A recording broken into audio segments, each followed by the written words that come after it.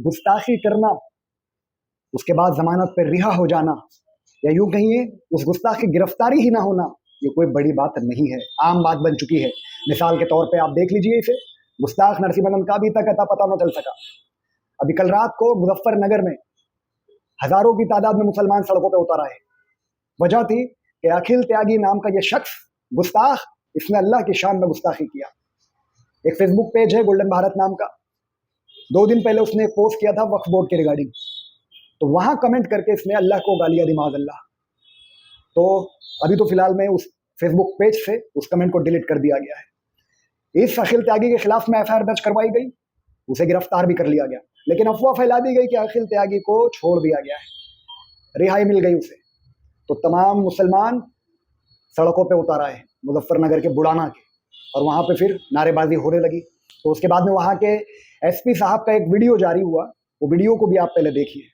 जनपद मुजफ्फरनगर में थाना बुढ़ाना में 19 अक्टूबर को एक व्यक्ति द्वारा विवादास्पद पोस्ट कर दिया गया था, जिससे मुस्लिम समुदाय द्वारा यहाँ थाना बुढ़ाना में तहरीर दी गई थी। तहरीर प्राप्त करते ही उस व्यक्ति को तत्काल अरेस्ट कर दिया गया था, परंतु किसी ने यह अफवाह फैला दी कि उस व्यक्ति को पुलिस द्वारा छोड़ दिया गया है, जिसके चलते 500-700 लोग सड़कों पर आ गए थे, उनको समझा बुझाकर वापस भेज दिया गया था। इस प्रकरण में उस व्यक्ति के विरुद्ध तो अभियोग पंजीकृत किया ही गया है, परंतु जो भीड़ जिन्होंने रास्ता जाम किया था और इस समय मीरापुर उपचुनाव की आचार संहिता लागू है उसका उल्लंघन किया था, उनके विरुद्ध भी पुलिस द्वारा मुकदमा पंजीकृत किया गया है। इसमें फुटेजेस को चेक करते हुए उसके आधार पर विधि सम्मत कार्रवाई की जाएगी। सर, कितने लोगों पर मुकदमा दर्ज किया गया है, क्या कुछ धाराएं हैं? इसमें 500 से 700 लोगों के विरुद्ध मुकदमा दर्ज किया गया है। इसमें मारजाम करना, आपत्तिजनक नारे लगाना और इलीगल असेंबली करना और एमसीसी वायलेशंस की धाराएं हैं। सर, मैं 20 मिनट में गिरफ्तारी हो गई जब आरोप लगा, उसके बावजूद लोग सड़कों पर इतना उग्र प्रदर्शन किया, क्या वजह लगती है आपको? देखिए, जैसा कि मैंने आपको बताया कि किसी के द्वारा ये अफवाह फैला दी गई थी कि उस व्यक्ति को पुलिस द्वारा छोड़ दिया गया है। हम इस पर बहुत डिटेल में इन्वेस्टिगेशन कर रहे हैं, जिसने भी अफवाह फैलाई थी उसके विरुद्ध कठोर कार्रवाई की जाएगी। सर, आरोपी की दुकान पर और घर पर भी तोड़फोड़ की गई थी पत्थर वाली। इसमें हमें उधर से भी एक तहरीर प्राप्त हुई है कि कुछ लोगों ने जो बंद शटर था उस पर कुछ पत्थर फेंके हैं, उस पर भी तत्काल मुकदमा पंजीकृत कर लिया गया है। उसमें भी जिन्होंने ये कृत्य किया है उनके विरुद्ध कार्रवाई की जाएगी। तो आपने एसपी साहब का बयान सुना कि वो कह रहे हैं कि अखिल त्यागी इस गुस्ताख को गिरफ्तार किया गया था, लेकिन बाद में सोशल मीडिया पे अफवाह फैलाई गई, और जिसने भी अफवाह फैलाया कि उसे रिहा कर दिया गया है उसके खिलाफ भी हम सख्त कार्रवाई करेंगे। लेकिन ये जिन्होंने आंदोलन किया, जिन्होंने प्रोटेस्ट किया, जिन्होंने नारेबाजी की, ऐसे तकरीबन 500 से 700 मुस्लिम नौजवानों पर इन्होंने एफआईआर दर्ज कर दी है और उन्हें भी गिरफ्तार भी किया जा सकता है।